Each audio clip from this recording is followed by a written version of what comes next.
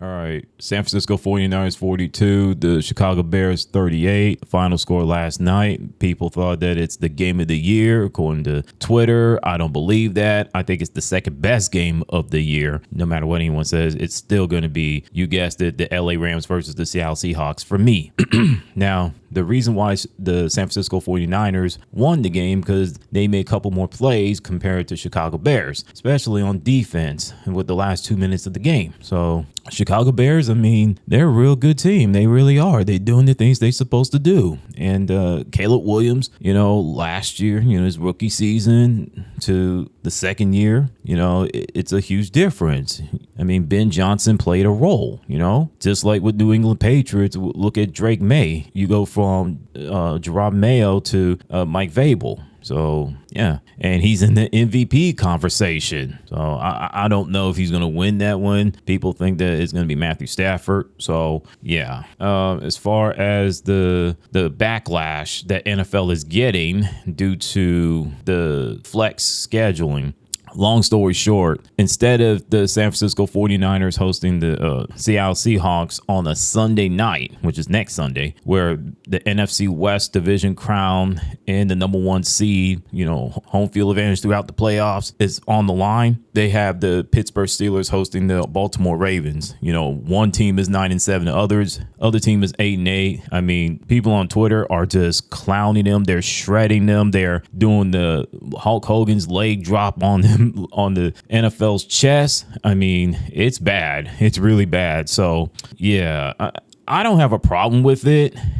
But, I just don't have a problem with it. I mean, think about this. You just had the 49ers play on Sunday night last night. Why do you want them to play on next Sunday night? Well, it's the main event, Big Cat. I don't care. You can't do it back to back. I read an article somewhere. Someone said that they can't do that. So take it up with NFL. I think that the schedule is fine. I think it's fine. Plus, you have my Carolina Panthers take on the Tampa Bay Buccaneers for the NFC South Division crown. It's a win or go home situation. They're up first. Prime time.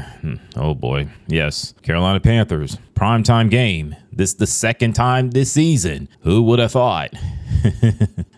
Yeah, and I already talked about my Carolina Panthers yesterday in my last video where I criticized them for losing the game at home to the Seattle Seahawks, and I'm seeing some Panther fans saying, "What did you expect? It's the Seattle Seahawks. They're the best team in the NFC. They're the best team in the NFL." Look, they're not world beaters, okay? They're not the 1985 Bears or the 2000 Baltimore Ravens. Just go sit down and shut the hell up and just do that. Y'all try to make them something that they're not, okay? Like I said, they're not world beaters. Anyway, I just hope the Carolina Panthers offense find a way to show up. I just hope that the defense ball out, create turnovers, get scooping scores, pick six, humiliate, embarrass, thrash, dash, absolute leg drop, the people's elbow, attitude adjustment, choke slam, tombstone power drive the living crap out of the Tampa Bay Buccaneers and put them out of their misery. I hope they do that, but will it happen? We'll find out this coming Saturday. And yes, I will be watching it, and thankfully, I don't have to go anywhere. I don't have to go out of town. I'm rubbing my hands together. I'm like, yeah, let's go. Let's go. Now,